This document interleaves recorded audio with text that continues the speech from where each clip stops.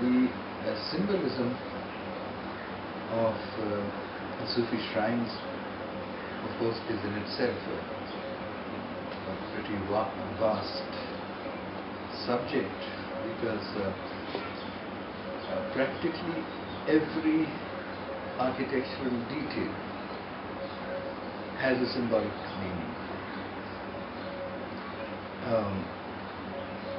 And of course, it will vary from one structure to another, depending on the cultural context. But in our area, a typical Sufi shrine, if you take the basic form, for example, it consists of a cube chamber on which is a hemispherical dome. So this in itself is a very powerful and fairly universal symbol of the cube representing the earthly, the material aspect of existence, of life, and the dome, like the heavenly dome, the sky, signifying the spiritual dimension, spiritual aspect. And in the way that these two are placed in conjunction, it is as if the body, the material aspect of the saint after death is in spirit rising towards the beloved. At the point of the meeting of the body with the spirit is technically a very intriguing aspect of the design, structurally and architecturally, the transition from the square plan to the circle of the dome. And so much so that it is a recognized problem, and that area, there are many solutions to it, is known as the zone of transition. And the way that that transition can be done is by cutting corners to make a cube, and then cutting again to make 16, 32 until you reach the circle. Or in other instances, placing squinches in the corners, or pendentives, which are not so common. And one of the most intriguing techniques for making that transition is the muqarnas. Now, the muqarnas itself is a very powerful symbol, a symbolic statement. If you would understand the meanings of the symbol.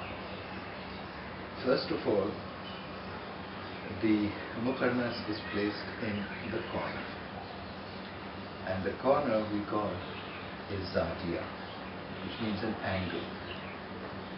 Now, zavia is the same term which is used for a secluded place for meditation, and the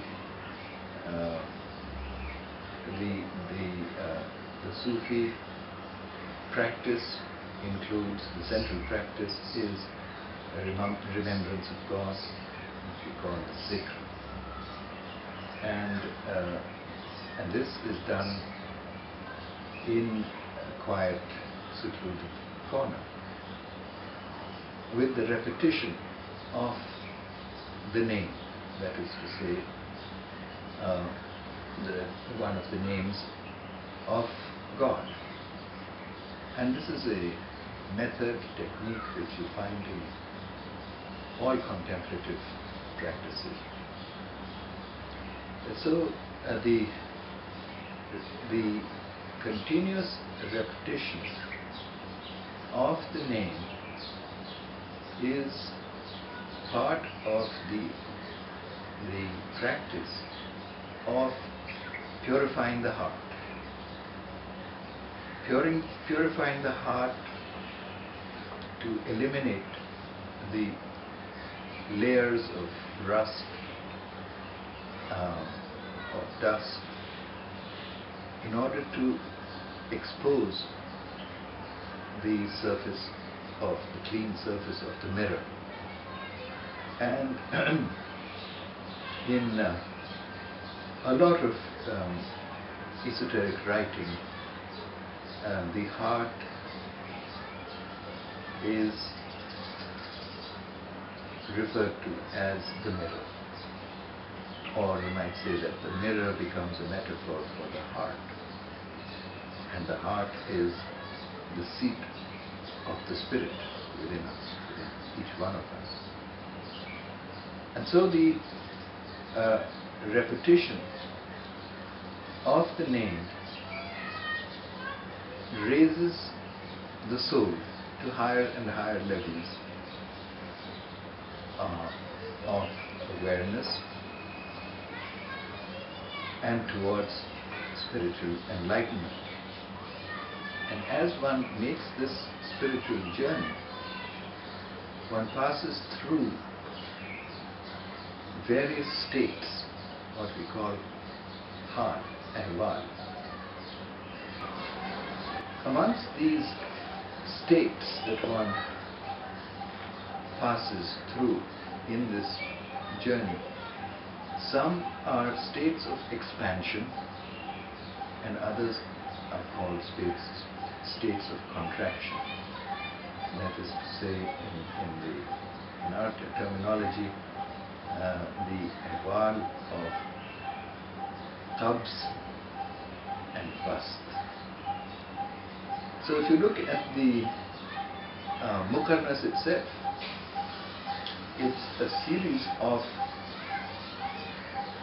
niches which open out, an expansion, opening, and then close back, contraction. So it's a wonderful illustration, I might say, or a representation of the zikr. And it rises from a single niche at the lowest point, multiplies and increases in numbers until it reaches the base of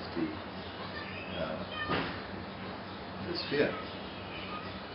And that's where it joins the circle. But at that point, where everything is then connected in a single unity, you find that this is by no means the end of the journey. It is but a stage from which there are many more stages, and at this point you realize that this spherical dome has a network of interlaced ribs, what we call Ghalib Kari or Talib Kari. And these form a geometric pattern, again rising up into the center, and it's like a wonderful illustration of a supernova bursting from a center with the energies radiating out and creating a million stars all around. Each node, if you look closely, is a little star. And the center, the very center, is what we call a shamsa.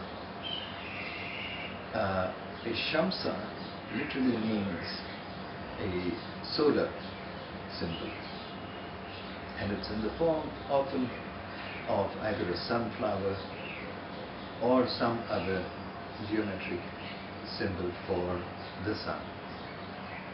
And the sun, of course, is the source of all light and energy.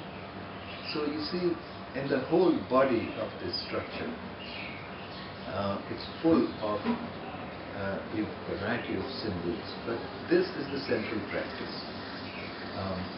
And then, at another level, when you look around the Sufi tomb, a frequent motif covering the walls inside, sometimes outside, are floral motifs. Now flowers, either growing in beds or in vases, the flower itself is a symbol of the garden. And the Quranic description of paradise, the word the Quran uses, Jannah, means the garden. So that the garden, symbolized by the flowers, is the resting place, the nearness to the divine, which is where the soul of the Sufi now resides. In the surface decoration of a typical Sufi tomb, a favorite motif are flowers, and flowers symbolize the garden. And the Quranic description of paradise, the term used, Arabic for garden, Jannah. So, being surrounded by flowers becomes the equivalent of being in a garden, in a place in a garden, which is the kind resting place. There are so many details one could go on about the symbolism of the niche, which often on the Qibla side, that is the side facing Makkah, there'd be a little niche so that if someone wants to offer the formal ritual prayer, while others may be ambulating or circling in the tomb. The niche again is a symbol for the heart, and in a beautiful verse of the Quran, which is the verse of light, where God uses the metaphor of the light, and that He is like the light from a lamp that is placed in a niche. And in this niche is this lamp, which is lit by a pure oil from an olive tree, which is neither of the east nor of the west. So the niche becomes itself a symbol of the heart, which is where God resides in each one of us. And then quite often the entrances would be marked by a small minaret, and the minar again means a beacon of light. So it marks the entrance, summoning or pointing out where you want to go.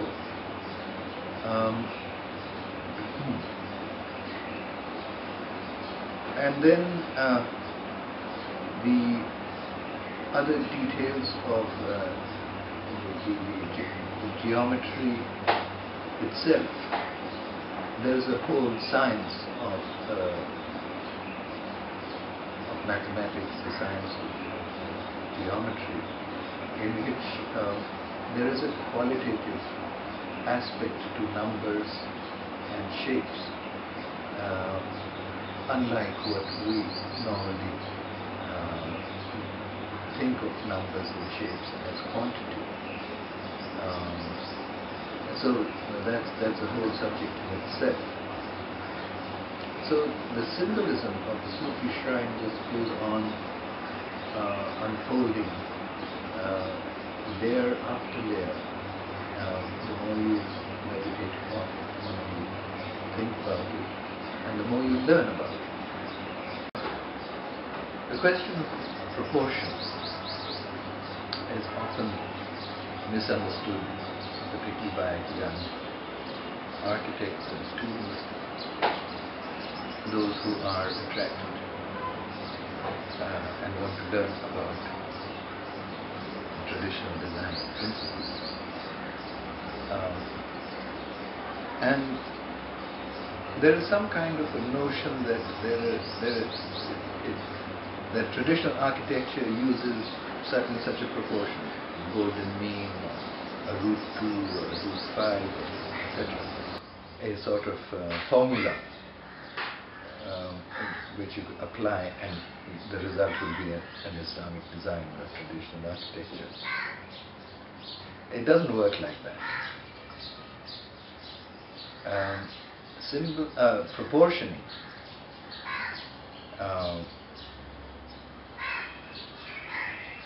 is, after all, the relationship between any two entities. And any relationship is a proportion. But of course, there are certain proportions which have an immediate response, one recognizes or responds to. Like, for instance, the relationship between horizontal and vertical, that's the 90-degree angle, or division into two equal parts, or four, and some others in between, like the 45-degree angle, or equilateral, 60 degrees. Now these are, you might say, perfect, like perfect numbers, whole numbers. These are also specific proportions which have a kind of perfection about them, because a balance between vertical and horizontal is just that. It cannot be slightly this way or that way. And it's that quality of absolute perfection that one recognizes in each one of these more obvious proportions. But then, and there is a whole series of proportions which are more subtle, but nevertheless equally compelling. Like, for instance, the golden mean, or any of the square root proportions, the root 2 or the root 3. And the interesting thing is that whereas they are very perfect proportions in that sense that I said before, they are indeterminate. That is, mathematically, you can't figure it out, but practically you can draw it. A very clear example would be, let's say, the relationship of the radius to the circumference in a circle, or any of those relationships involving the value of pi. And as you know, you can keep on calculating forever and never arrive at the absolute value of many of these square roots or ratios involving pi. So that adds a sort of another dimension to these proportions, and it's a quality of mystery, intriguing, and ambiguous. First of all, the same proportion could produce a man or a donkey. That's not very good. One's reminded, for instance, of the Corb's typical inversion of the human proportion, make an ape. So, how do you, in practice, use proportions? You have to have a form to begin with. How do we arrive at the correct form? And here there is a difference between what we have been taught in modern schools of design, that the form is what the designer creates, invents, innovates, just conjures up out of his imagination. And this is, of course, connected with the whole approach to design, which is the modern approach. But the traditional method of designing, one of the starting points is a pre-existing ideal form. And by that I mean ideal in the Platonic sense, that there is, in the whole process of creation, the source of all forms is the Creator, the Divine Creator. And then through a series of reflections from the spirit to the world of archetypes, from the archetypes to the world of forms or the ideal plane, and then these forms are projected into the transitory world of time and space, or matter. So, what the traditional designer begins with is this notion that for everything that we perceive and experience in the world of time and space, these are illusory, and what is a higher reality which they reflect in the first instance, or the level just above us, is the ideal plane. So we begin with ideal forms, and the question is, how do you access an ideal form which is in a metaphorical plane, which is not accessible to our physical senses?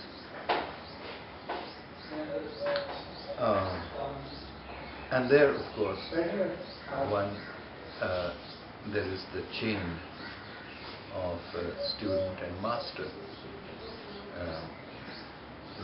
If you ask an artist where does this form come from, he will say, I received it from my master. If you ask the master, he will say, I received it from my master. And so the chain of transmission goes back to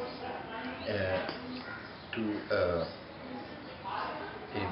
master of masters, you might say, who invariably turns out to be a spiritually enlightened soul, a sage, a saint, a prophet, and none of these sources claim to be the originators of those forms. They all say, I have received this gift and I am passing it on. So there is this aspect which often forget whenever we try to understand the traditional design principles, that is this very central role of ideal form. And this is why the method of teaching traditional arts is based on the imitation, the repetition, the copying of the classical ideal forms, whether it's in music or dance or architecture, whatever, painting. If the master demonstrates the making of that form, and the disciple, the student, the apprentice is required to copy. And that process of repeated copying is very much like the invocation of the name, the zikr, which purifies the soul, and likewise the copying of a classical alphabet or design. It also refines and purifies, and technically also gives one more and more understanding and control over that form. So, having said that, as our Ustad Haji Abdul Aziz, when he was asked, is there no room for or a particular curve that he had drawn, and he was asked, how do you arrive at this curve? And he said, I can tell you the formula of everything, but in every work there comes a point where the artist must exercise what he calls the hava. And hava is something subtle. How do you know what is the correct hava? And he said, this you will be guided by your heart and by your mind. So it is that subtle aspect of design, which might say is intuitive or inspirational, depending on the level of your understanding.